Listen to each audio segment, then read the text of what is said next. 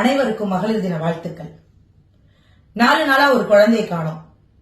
பெத்தவங்க ஊர் முழுக்க தேடிட்டாங்க.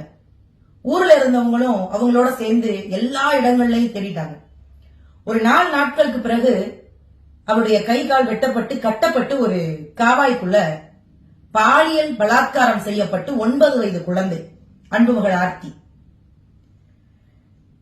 பாரதி தான் சொல்லுவான், பாதகம் செய்வோரை கண்டால் பயம் கொள்ளலாகாது பாப்பா, மோதி மிதித்து விடு பாப்பா, அவன் முகத்தில் உமிழ்ந்து விடு பாப்பான்னா. ஒருவேளை பாரதி உயிரோட இருந்தா மோதி எல்லாம் பண்ண வேணாம், நீ உமிழவும் வேணாம், தயவு செஞ்சு ஒளிஞ்சிரு பாப்பான்னு சொல்லுவாரு. குழந்தைகளுக்கு பாதுகாப்பே இல்லாத ஒரு தேசத்துல வாழ்ந்துகிட்டு இருக்கோம்னு நினைக்கும் போது வெக்கமா இருக்குங்க. உங்க காம வெறி ஒரு குழந்தைகிட்டயா போகணும்? அந்த குழந்தைக்கு முதல்ல காமம்னா என்னன்னு தெரியுமா? என்னன்னே தெரியாத ஒரு குழந்தைகிட்ட வெக்கமே இல்லாம ஒரு உங்களுடைய காமத்தை திணிச்சிருக்கீங்களே, இதற்கு அரசாங்கம் என்ன பதில் சொல்ல போகுது?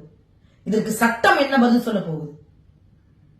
இப்படியே ஒரு புறம் ஸ்பெயின் நாட்டை சேர்ந்த சகோதரி பெர்னாண்டா 63 நாடுகளுக்கு இருசக்கர வாகனத்துல பயணப்பட்டவங்க நம்முடைய இந்தியாவுக்கு வரும்போது 7 பேரால கூட்டு பலாத்காரம் செய்யப்பட்டிருக்காங்க. தன்னுடைய பொருட்களை எல்லாம் கொள்ளையடிச்சிருக்காங்க. அவர்களுடைய மோட்டிவ் அந்த பொருட்களை கொள்ளையடிக்கிறது இல்ல, கற்பழிக்கிறது தான். நாங்கள் வெளிநாடுகளுக்கு போய் எங்களுடைய தேசத்தை பத்தி பெருமையா பேசுறோமே, இனிமே இந்த முகத்தை வச்சுட்டு பெருமையா பேச முடியும்? இந்த சட்டம் எப்பொழுது எங்களுக்கான சட்டமாக மாறும்?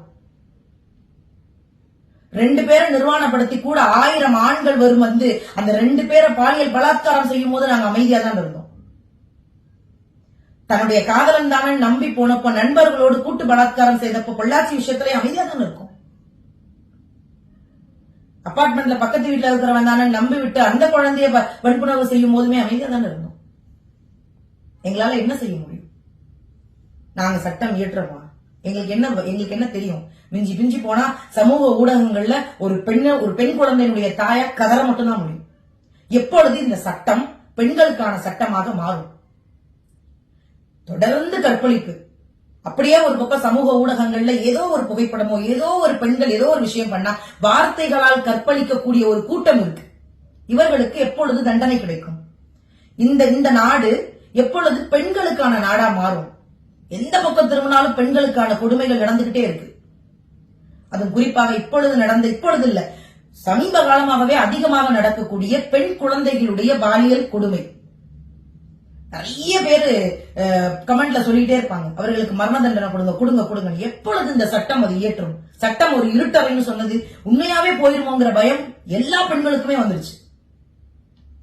கொஞ்ச நேரத்துக்கு முன்னாடி சகோதரி அன்புமகள் ஆர்த்தியினுடைய அப்பா காவல்துறை நண்பர்களுடைய காலில் விழுந்து என் பெண் குழந்தைக்கு நடந்ததுக்கு தயவு செஞ்சு தண்டனை வாங்கி கொடுங்கன்னு காலில் விழுந்தது ஆர்த்தியினுடைய அப்பா அல்ல, ஒட்டுமொத்த சமுதாயமே காலில் விழுந்துச்சு. கேவலம் இது. தயவு செய்து பெண்களுக்கு பாதுகாப்பு கொடுங்க. இந்த மாதிரியான ஒரு விஷயங்கள் நடக்கும் பொழுது சட்டப்படி அவர்களுக்கு மரண தண்டனை கொடுங்க. இது என்னைக்கு நிறைவேறுதோ அன்னைக்குதான் பெண்களுக்கு முழு பாதுகாப்பு, முழு உரிமை கிடைக்கும் நம்புறோம். மகளிர் தின வாழ்த்துக்கள்.